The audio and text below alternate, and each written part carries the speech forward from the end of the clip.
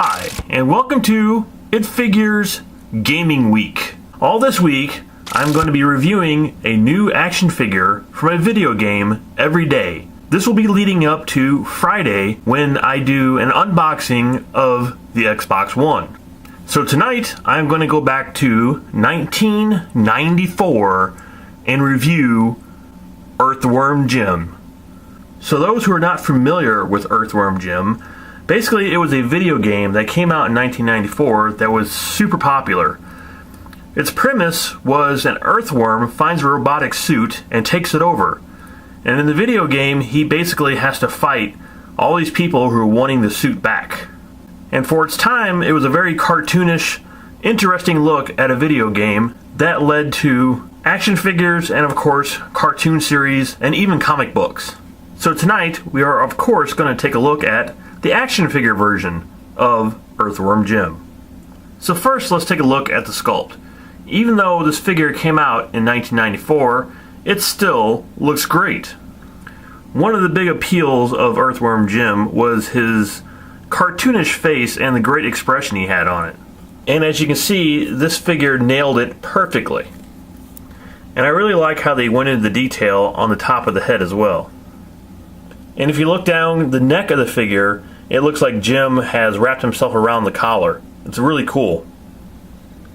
The body of Earthworm Jim is like this exaggerated superhero sculpt with a gigantic upper torso and real skinny legs. The body is pretty smooth on all the details, but they're still there. So on Earthworm Jim's back, he has a backpack.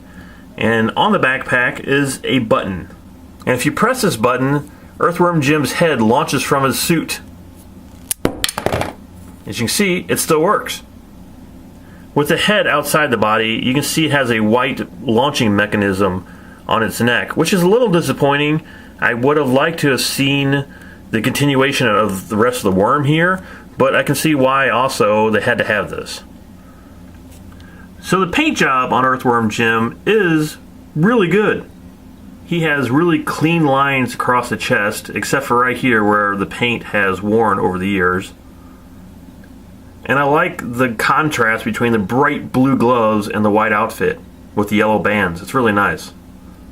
And the blue stripes around his feet are also really well painted. As for articulation, his head does not move because it's a launching mechanism, so it does not turn, it does not move. His arms do move up and down, they don't rotate, there's no ball joints, but his wrists do turn.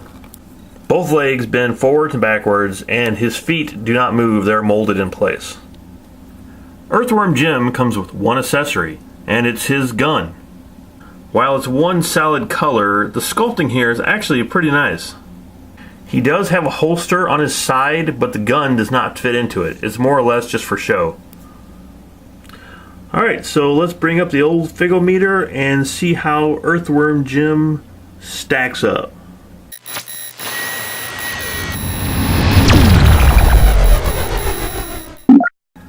As an older figure, this still really holds up extremely well. It really doesn't have the articulation of the new figures. The sculpting of Earthworm Jim is just great. It never goes out of style. I wish they would really resurrect this character. There isn't a lot of great detail here, but what you do get is spot on. This is one of the characters that when you look back on it, you're really glad that you picked up when it very first came out. And I would have to give Earthworm Jim a 4 out of 5. There isn't a whole lot of detail here on Earthworm Jim, and not a whole lot of articulation, but as for the action figure, it looks like he just walked out of the video game. So remember to tune back in tomorrow when I will have another action figure review from a video game. We'll be doing it all week long until Friday, where we will have a big unboxing of the Xbox One. Please subscribe, and I shall see you tomorrow.